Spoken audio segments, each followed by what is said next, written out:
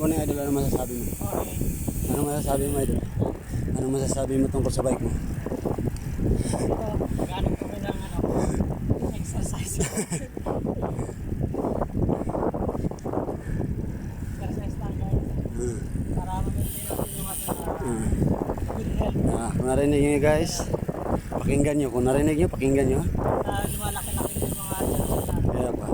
Kailangan natin. Maganda yun. Mga mensahe sa mga nakaupo-upo lang dyan.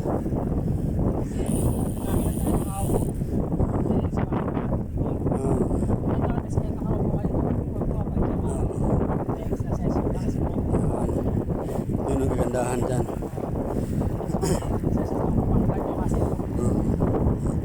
Yung mga sinabi ni idol, totoo yun. Kayo dyan mga naka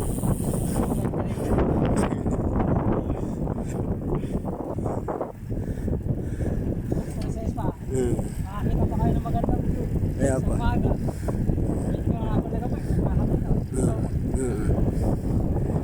Ang ganda mo. Buwan idol. Malupit yung mga moment ni idol. Kaya guys, ayan.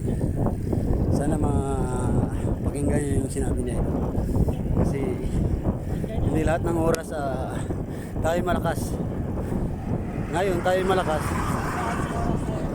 Ayan.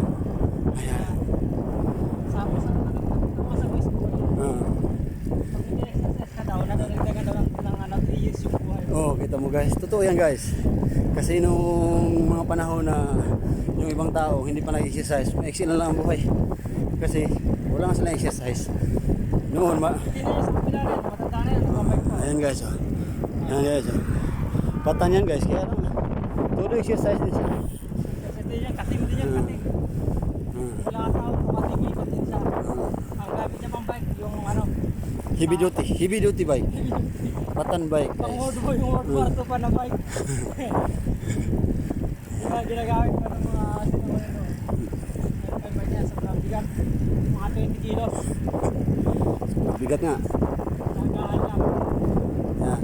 Si idol noon guys. Nakakasama ko lang yan noon. Mahina lang yan noon. Kaya ngayon. Wala na. Pa rin. Lakas na. May ibubuga na. Wala na kasi nakakain. Ay, sakto kasi yung trabaho natin.